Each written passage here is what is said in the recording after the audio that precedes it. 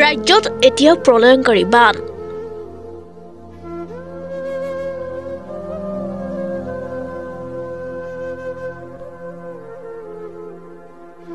বিভিন্ন প্ৰান্তত বানে লৈছে সংহাৰী ৰূপ।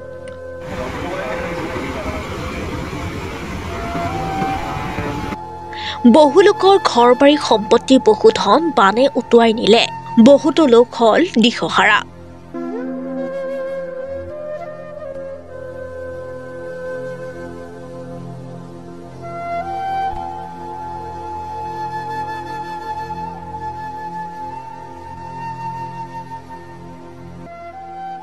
থাকিবলৈ নাই ঘৰ, খাবলৈ নাই খাদ্য, পিন্ধিবলৈ নাই কাপোৰ।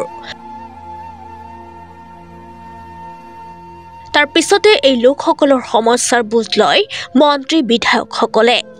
প্ৰদান কৰে বহুতো আশ্বাস। বাস ল'বলৈ সুৰক্ষিত অঞ্চলত শিবিৰ পাতি দিয়ে, খাবলৈ যোগান ধৰে খাদ্য।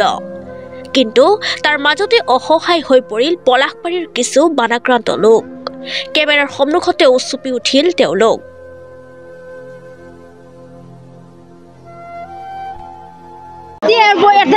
চুকিবিৰত আছো, একো খোৱা বা ব্যৱস্থা কৰা নাই। পেটু খাই আছে ল'ৰা ছোৱালীগিলা। ঘৰৰ বেৰা হৈ গৈছে, ছাগলী আনিছে, বেলেগৰ ৰাস্তাৰো আছে 4টাকে ছাগলী। হেমংগ ছাৰ আহিছে, একোৱে কোৱা নাই। হেমংগই কৈছে আৰু মানে মানুহখিনিক আৰু মানে শিবিৰে নিছে। সেইখিনি শিবিৰত যদি খাদ্য দিছে নাজানো, আমি শিবিৰত যা নাই, আমি যা নাই শিবিৰত।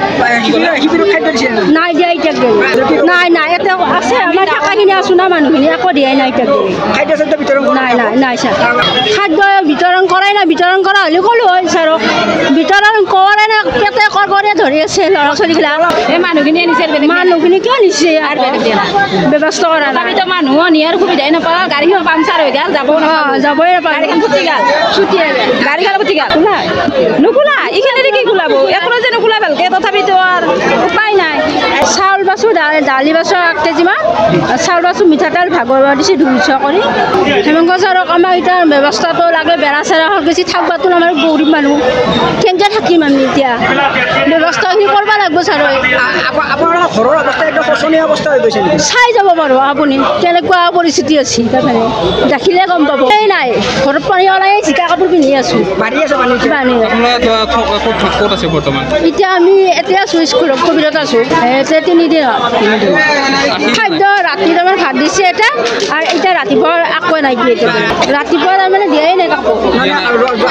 যোৱা ৰাতি তাৰমানে হ'ব 20-40 ওপৰত। দুপৰীয়াৰ ভাগত খাদ্য দিছে মানে? দুপৰীয়া এতিয়াকে দিয়াই নাই। বাচ্চাগিলা ভোক লাগছি না, কি কৰিম? পইচা দিওঁতো নাই, কি কৰি চলাম? ৰাতিয়ে দিছে খাদ্য? ৰাতিয়ে খাদ্য দিছে। পইচা এটা থাকলেতো আমি নিজে খালো। নাই একো অহা নাই, একো অহা নাই। 3 দিন একো অহা নাই। ভাত খাইছো, দালি,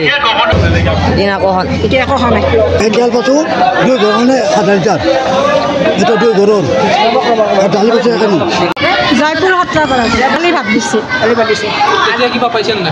ৰাতিপুৱাৰ পৰা একো খাই না, চাই একটপ খাই শিবিৰত থাকবা দিছে, একো দিয়া নাই। নহয় সেইখিনি বস্তু আমাৰ পৰ্যন্ত নহয়। 7জন বৰীয়া ঘৰৰ অৱস্থাত আছো। বহুত পানীৰে বস্তু মান চব অতি ভাহি গেছি। কি দিছে আজি? কি পালে আপুনি? এইখিনি চাউল 2 কেজিমান বঢ়া, আৰু দালিখিনি আৰু মিঠাতেল দুটাৰ মাজত থাকে। দালি 3টা মানুহ আমাৰ বেছি বঢ়াই দে, 1 কেজিৰ কম হ'ব অলপ, 3 চৰকাৰৰ বস্তু এইখিনিয়ে বস্তু। এইখিনি দি আপোনালোকে কিমান দিন খাম বুলি ভাবিছে? খালোৱে না নাখালোৱে তাৰ ঠিক নাই। খাম দে কিবা কৰি, চৰকাৰৰ বস্তু আৰু উপায় নাই। পোৱা নাই। মেডিচিন পোৱা নাই? একো দিয়া নাই।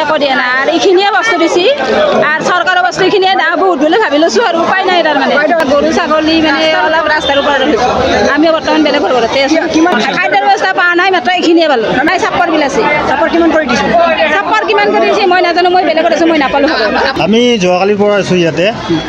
তাৰপিছত যোৱাকালিৰ পৰা যদিও আছোঁ মানে ধৰ ইয়াত আমাৰ কি কয় হেমংগ ঠাকুৰীয়া বিধায়ক আহিছে যদিও আমাক শিবিৰত থাকিব দিছে, কিন্তু খাদ্য যোগানটো যদিও ধৰিছে আমাৰ মানে ধৰ মনোভূত হোৱা নাই। মানে কেনেকুৱা ৰাতি আমাক খাদ্য দিছে মানে আমাৰ ছাৰহঁতক কৈছে আৰু যে মানে খাদ্য যোগানটো ধৰিব কিন্তু তেখেতৰ খবৰে নাই আমাৰ ছাৰহঁতৰ শুনামতে ছাৰহঁতে বোলে খাদ্য যোগান ধৰিছে মানে আমাৰ গামবুঢ়াই কৈছিল গামবুঢ়াক সুধিছিলোঁ অকল দালি আৰু ভাত দিছে বেলেগ একো নাই আমাৰ মানে যিখন 1 নম্বৰ LP স্কুলৰ ছাৰ মানে ইয়াৰে মানে টিচাৰসকলৰ হেডমাষ্টাৰসকলৰ ইয়াৰ কথা কৈছে হয় কোনো একবাৰ নাই মানে কেনেকুৱা এতিয়া আমাক যোৱাকালি কৈছিল যে ধৰ টিফিন দিম আৰু লগতে মানে বাচ্চাবিলাকৰ কাৰণে গাখীৰ চাখীৰ তেনেকুৱা ব্যৱহাৰ মানে বহুত ধৰণৰ বস্তু দিম বুলি কৈছিল আৰু খোৱা বস্তু কিন্তু এতিয়ালৈকে খবৰে নাই আকৌ আমাক এতিয়া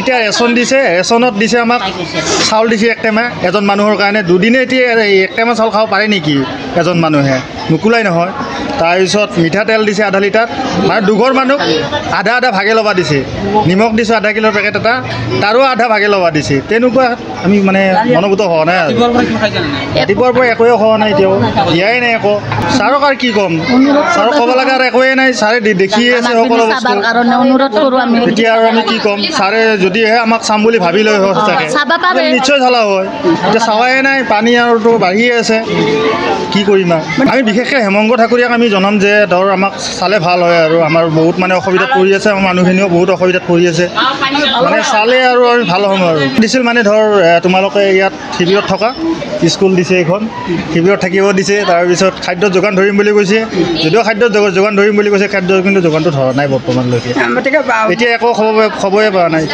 মানে ডাইলগ দি গৈছে কালি এতিয়ালৈকে খবৰে নাই আকৌ তেনেকুৱা হৈছে তালি মাৰি থৈ গৈছে মানুহবিলাক চব বুৰ্বক বনাই থৈ গৈছে তেতিয়া তেখেত সোনকালে আহক মানুহখিনি সুৰক্ষিত দেখ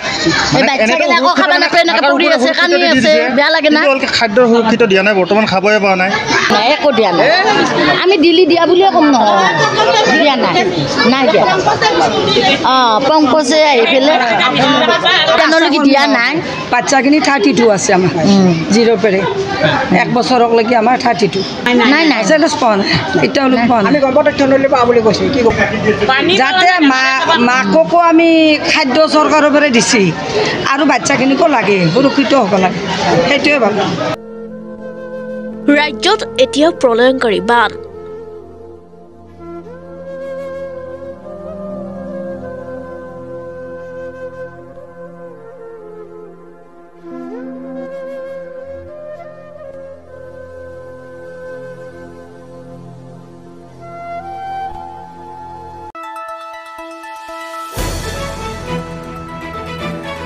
দ্য নিউজলেণ্ডছ অবিৰত তথ্যানুসন্ধান আপোনাৰ সেৱাত খবৰ সন্ধান দ্য নিউজলেণ্ড